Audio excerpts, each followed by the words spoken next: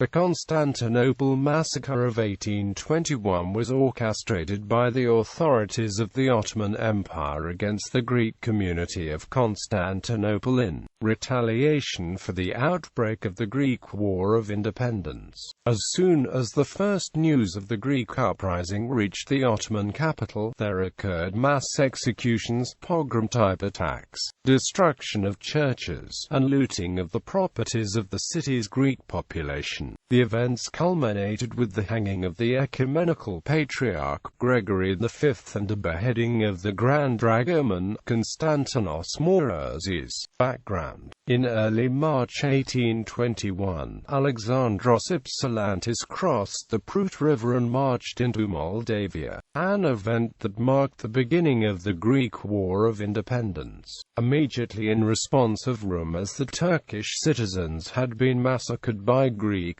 in the Danubian principalities, particularly in Isi and Galati, the Grand Vizier ordered the arrest of 7 Greek bishops in Constantinople. In addition, on the evening of April 2, the first news of the Greek revolt in southern Greece reached Constantinople. Leading personalities of the Greek community, in particular the Ecumenical Patriarch Gregory V and the Grand Dragoman Konstantinos Mourouzis, were accused of having knowledge of the revolt by the Sultan Mahmud II, but both pleaded innocence. Nevertheless, the Sultan requested a fatwa allowing a general massacre against all Greeks living in the empire from the Sheikh al-Islam, Haji Halil Effendi. The Sheikh obliged. However, the Patriarch managed to convince him that only a few Greeks were involved in the uprising, and the Sheikh recalled the fatwa.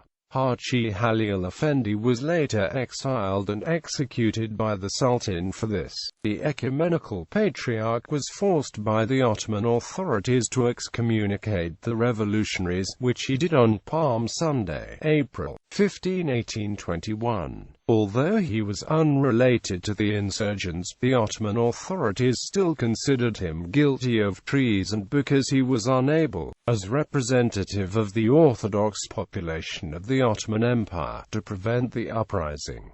Executions of the Patriarch and the Grand Dragoman. Although the Patriarch found himself forced to excommunicate the revolutionaries, he still failed to appease the Ottoman rulers. Later, on the same day as the excommunication, the Sultan ordered the execution of the Grand Dragoman Konstantinos Mourouzis. He was arrested at the house of the Reis Effendi and beheaded, while his body was displayed in public. Moreover, his brother and various other leading members of the Phanariot families were also executed, although in fact only a few Phanariots were connected with the revolutionaries. Despite the efforts of the Orthodox Patriarch to profess his loyalty to the Sultan, the latter remained unconvinced. 1 week after the excommunication, on Easter Sunday, April 22, 1821, he was grabbed by Ottoman soldiers during the liturgy and hanged at the central gate of the Patriarchate. Thus, although he was completely uninvolved with the revolution, his death was ordered as an act of revenge. His body remained suspended at the gate for 3 days, and was then handed to a Jewish mob, dragged through the streets before being thrown into the Golden Horn. The body was eventually picked up by the Greek crew of a Russian ship, brought to Odessa, and 50 years later was brought to Greece, where, on the 100th anniversary of his death, Gregory V was formally proclaimed a saint by the Greek Orthodox Church. Gregory's execution caused outrage throughout Greece and the rest of Europe, and resulted in an upsurge of sympathy and support for the rebels in Europe. The gate from which he was hung remains closed to this day. Spread of the massacres. On the day of the hanging of Gregory V, 3 bishops and dozens of other Greek high officials in the Ottoman administration were quickly executed in various parts of the Ottoman capital. Among them were the metropolitan bishops, Dionysios of Ephesus, Athanasios of Nicomedia, Gregory of Turkoi, and Eugenios of Ankylos. More Moreover, the execution of the Patriarch signaled a reign of terror against the Greeks living in Constantinople the following weeks, while fanatical Muslims were encouraged to attack Greek communities throughout the Ottoman Empire. Thus, groups of fanatical Turks, including Janissaries, roamed the streets of the city, as well as the nearby villages. They looted Greek churches and property, initiating a large-scale pogrom. Around 14 Christian churches suffered heavy damage, while some of them were completely destroyed. The patriarchal complex also became one of the targets. Eugenius II, the newly elected patriarch, saved himself at the last moment by escaping to the roof. During this period, the Ottoman authorities sought prominent Greeks from all over Constantinople, in government service, in the Orthodox Church, or members of prominent families, and put them to death by hanging or beheading. In addition, several hundred Greek merchants in the city were also massacred. By May 1821, restrictions on the local Greeks increased, while churches continued to be assaulted. On May 24,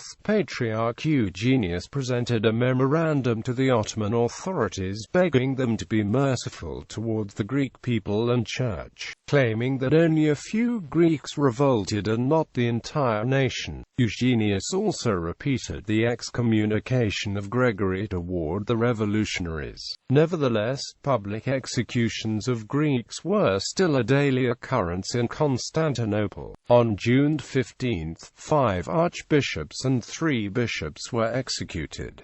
Additionally, in early July, 70 shared the same fate. Additionally, 450 shopkeepers and traders were rounded up and sent to work in mines.